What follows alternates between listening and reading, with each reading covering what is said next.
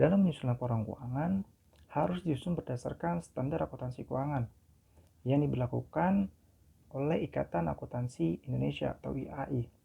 Standar akuntansi tersebut diaplikasikan menggunakan asumsi-asumsi yang ditetapkan dalam kerangka dasar penyusunan laporan keuangan.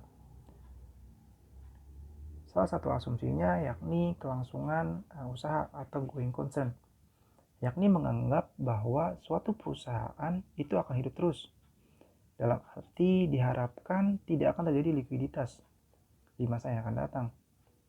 Istilah going concern dapat juga diinterpretasikan sebagai kemampuan perusahaan mempertahankan kelangsungan usahanya dalam waktu yang cukup lama. Dari pihak auditor dalam mempertimbangkan apakah terdapat peristiwa yang akan menyebabkan keraguan signifikan atas kemampuan suatu entitas mempertahankan kelangsungan usahanya. Hal ini auditor harus menentukan apakah manajemen telah melakukan dari pengendalian internalnya melakukan penilaian awal atas kemampuan entitas untuk mempertahankan kelangsungan usahanya. Dari sini kita sebagai auditor dalam memberikan opini going concern atau kelangsungan usahanya terhadap suatu emiten dapat dideteksi. Salah satunya yakni melihat kondisi laporan keuangan merupakan kunci utamanya, teman-teman. Selain itu, kita dapat melakukan diskusi kepada pihak manajemen dan mendapatkan penilaian internal sebagai dasar auditor dari sisi kita untuk mengidentifikasi awal dari suatu peristiwa atau kondisi yang baik secara individual maupun secara kolektif berpengaruh terhadap kelangsungan usaha. Sebagai contoh, valuasi piutang usaha. Asersi keberadaan piutang usaha yang besar oleh manajemen akan berpengaruh terhadap kita sebagai auditor kecemasan tentang kelangsungan usaha atau going concern perusahaan. Jika piutang usahanya besar, teman-teman, ini dapat menyebabkan perusahaan kesulitan keuangan karena perputaran keuangannya tersendat karena piutang usaha yang besar.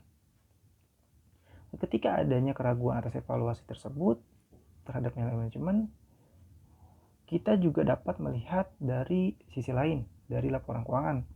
Salah satunya yakni tren negatif yang terjadi pada perusahaan atau kondisi kesulitan keuangan yang tercermin dari kesulitan pemenuhan kewajiban yang akan jatuh tempo beserta bunganya, atau bisa dilihat dari negatifnya arus kas operasional perusahaan. Seorang auditor apabila menemukan hal-hal tersebut dari yang tren negatif atau kesulitan kondisi keuangan perusahaan dalam memenuhi kewajiban yang akan jatuh tempo, mengindikasikan terdapat kesangsian yang besar mengenai kelangsungan usaha suatu perusahaan.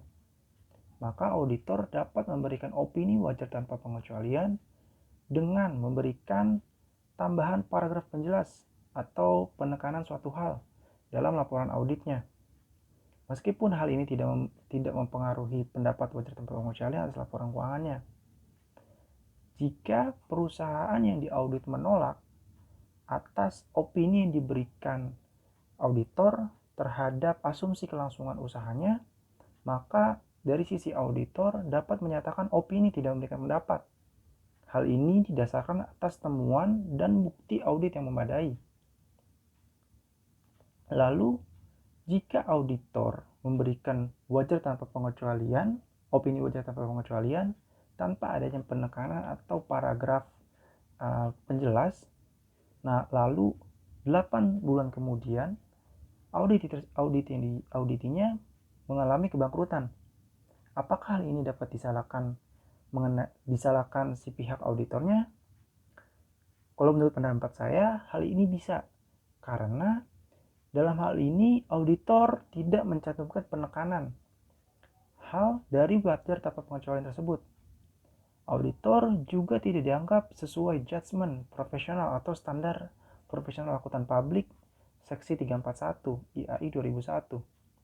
Dalam auditor yang dijalankan, di mana hal ini juga dapat dipertanyakan akan profesionalitas auditor tersebut. Karena kurang tepatnya auditor dalam menyatakan opini audit atas laporan keuangan dengan asumsi kelangsungan usaha emiten tersebut.